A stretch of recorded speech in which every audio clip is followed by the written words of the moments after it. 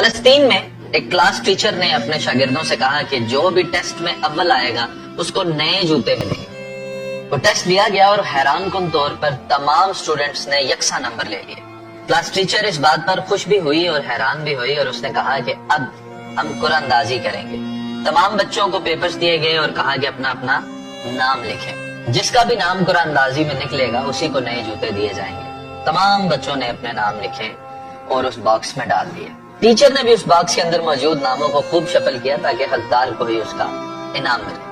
پرچی نکالی گئی اور پرچی کے اوپر نام لکھا تھا وفا عبد الکریم۔ وہ بچی اشکبار ہوئی، روتے روتے آ کر اس نے اپنا انعام حاصل کیا، کیونکہ وہ ایک غریب انسان کی بچی تھی۔ پچھلے کئی سالوں سے وہ پھٹے پرانے جوتے پہن رہی تھی۔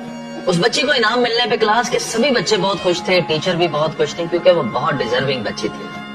لیکن کہانی یہاں پہ ختم نہیں ہوتی، یہاں سے شروع ہوتی ہے۔ بچی وفا عبد الکریم کو جوتے دینے کے بعد جب ٹیچر اپنے گھر گئی تو اپنے شوہر کے سامنے پھوٹ پھوٹ کر رونے لگی۔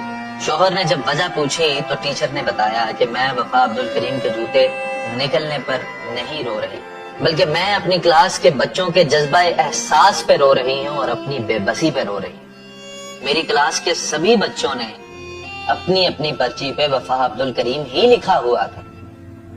میری کلاس کے سبھی بچے یہ چاہتے تھے کہ وفا عبد الکریم کا ہی انعام نکلے، اسی کو ہی جوتے ملے۔ میں اپنی کلاس کے سبھی بچوں کے جذبہ احساس پہ رو رہی ہوں کہ اتنے سالوں سے جو میں محسوس نہ کر سکی وہ ان بچوں نے محسوس کر لیا۔ ناظرین، ہمارے ملک پاکستان میں بھی اور بہت سی کمیوں کے ساتھ ساتھ احساس کی کمی بھی لوگوں میں پائی جاتی ہے۔ ہمیں بھی اپنے بچوں کو جذبہ احساس سے سرشار کرنا چاہیے اور انہیں سکھانا چاہیے کہ عملاً سخاوت کیسے کی جاتی ہے۔ امید ہے کہ اس کہانی نے آپ کے دل کو ضرور چھو لیا ہوگا۔